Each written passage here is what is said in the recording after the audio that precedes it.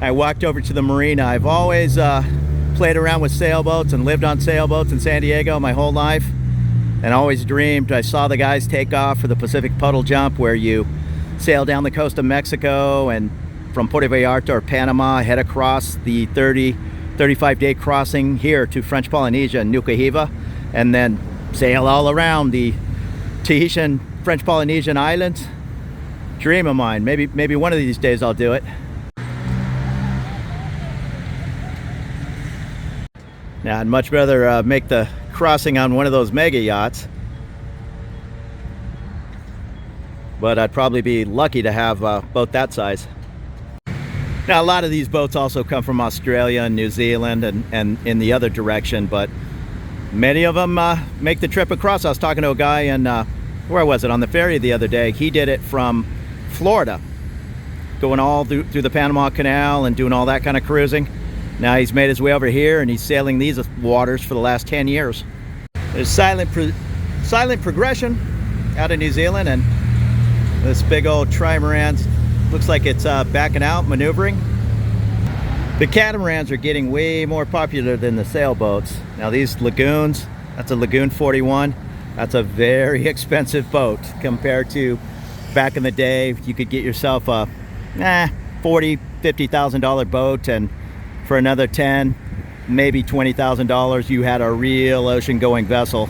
Now some of these boats are, I don't want to guess. I know new, the numbers are in the millions, or maybe a million, maybe more. I don't know. Never priced a Lagoon 41, but they're very expensive.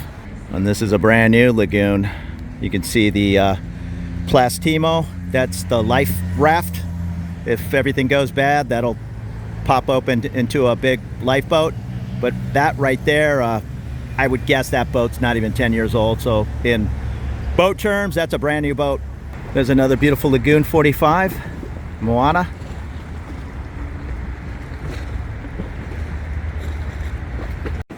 And that's a pretty cool houseboat. 9 out of 10 times when you're over here cruising, not that I'm any kind of expert on cruising, you're going to anchor out. I'm sure this marina is as expensive as any marina in Southern California. Now that's a little bit more of a fancy dinghy. That looks like a 40 horsepower engine. That's kind of a big tender. That over there, if you can see that smaller tender, that's something more you're going to bring with you. Let me see if somebody has one on deck. And you're just going to be anchored out, not in Tahiti Bay. This is a very busy bay with ferries coming and going. It's probably not even legal to anchor here. But the island I just came from, Moorea, people are anchored all over the place, and you're just not going to have a fancy dock to pull up and plug in your electric cord, and that's cruising. Now that's a Beneteau. That's a French boat, if I'm not mistaken. I remember the Beneteaus in San Diego. So maybe there's a Beneteau dealer over here. Maybe you can get a deal on one, who knows? But even at a deal, those are very expensive boats. That, I would guess, is a Beneteau, 46 maybe? Yeah, again, I'm not sure if it's a 46. I didn't see any markings, but Festina Lente from San Francisco, California. He made the crossing across the Pacific Ocean. That's no joke. And there's an Oceanus 393, which is a 39-foot boat. This one's for sale. The yellow tanks on deck are for diesel, the red tanks for gas. So obviously the outboard, and that's your typical dinghy, and the outboard is gas. And above the dinghy, those are solar panels. Help top off the batteries out at sea. And you don't have to have $1 million to cross an ocean. This boat is marked Astoria, Oregon, which means it sailed down the California coast, probably was in San Diego at some point, then down, sailed around Mexico. And then like everybody else, they gather in Puerto Vallarta or Panama and do the Pacific Puddle Jump, make their way across. That's probably a 31 or 32 foot boat. It's well equipped. You can see that silver rudder on the back that goes in the water, and it acts as a self-steering gear. The solar panels fold up. Yeah, that's a beautifully equipped boat. It has the proper life-saving equipment on deck. What do you call it? The emergency raft. Anything can go wrong in the middle of the ocean. You just don't get on the radio and start crying for help. The nearest help might be 1,000 miles away, and that help is going to be flying out of the back of a C5 Galaxy. Nobody's gonna come rushing to meet you out in the middle of the sea. And this might be a sailing buddy freestyle, Portland, Oregon. I should know what that boat is. Geez, I'm not going to guess. I've seen that boat many times, but I'm not going to venture to guess. But it's a beautiful cruising boat. And when you're done on the sailboat, everything's put away, head on over here for a little cocktail on the bay.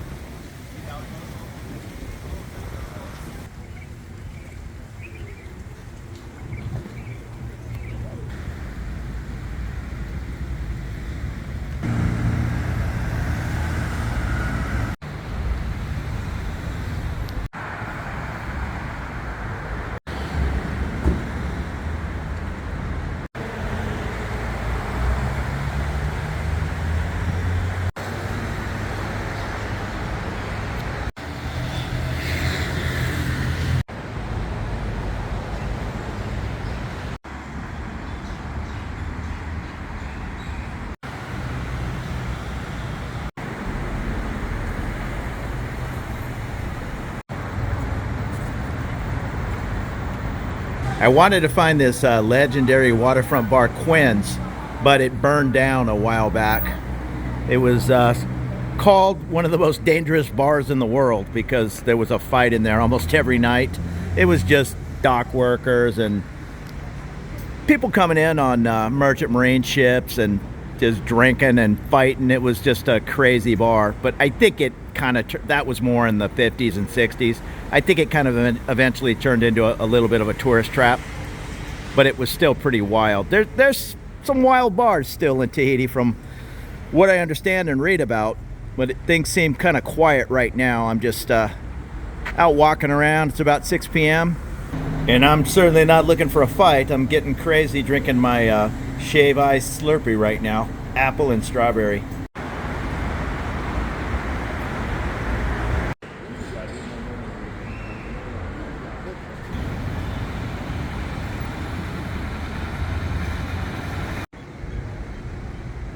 Some nice artwork right next to the island's McDonald's.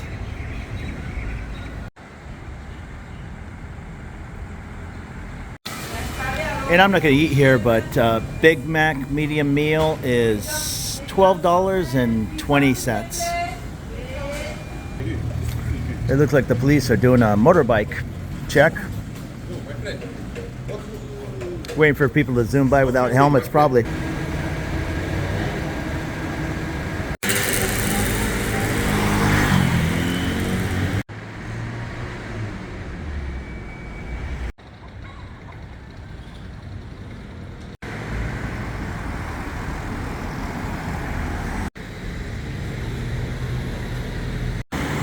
It's about 7 p.m. and the streets, other than the cars, everybody heading home, I guess. The streets are a little bit of a ghost town. I see something open over here, a little restaurant. But it's pretty quiet. Now maybe today is Monday, so maybe they take Monday off.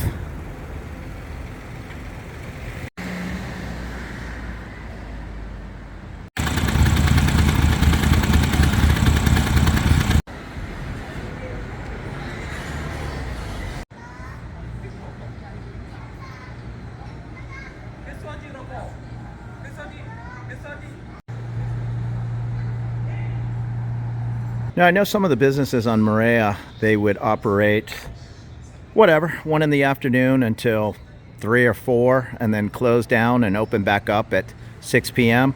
So maybe a little of that is going to happen. I'm not exactly sure what time it is. The sun goes down early here, so I'm guessing it's 5:30 or 6. But as you can see, all the garage doors are pulled down tight.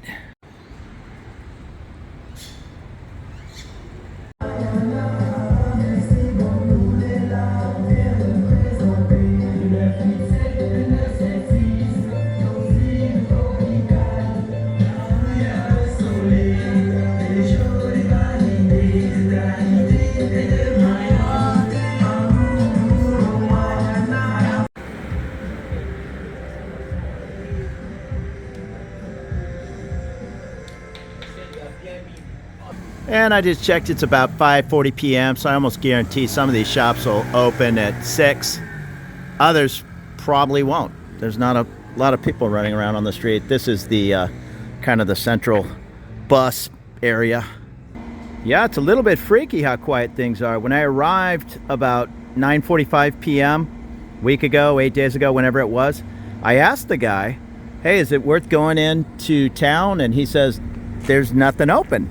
And now I believe him. It's not even 6 p.m. and it's locked up tight, much less 10 or 11 p.m. I'm sure there's a couple of places on the waterfront that cater more to tourists that'll be open, but I like to just kind of get around and check out the town.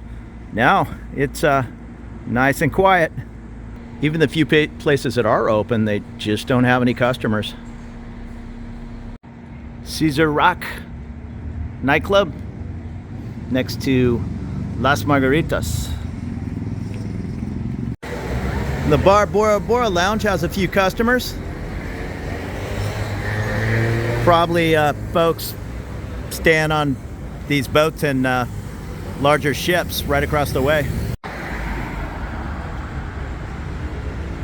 The Le Brazours is definitely the most popular place in town. It's one of the only places that's open. Maybe that's why. Yeah, the 3B is packed.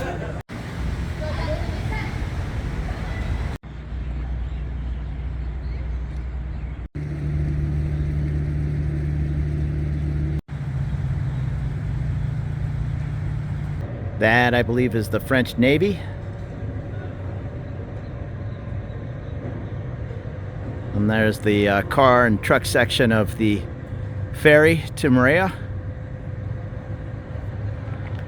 And that's about it. I'm gonna head back to the hotel, maybe wander out around 7 or 8, and then another hour and a half, see if anything opens. Otherwise, I'm gonna go back, take a nice cool shower, just relax. Thank you so much for watching my little look around Tahiti and all the videos I put out on Moorea, New Zealand, Sydney. I really appreciate it. I'll be back in Bangkok. That's where I'm based, making more videos. Consider subscribing. Have a great evening.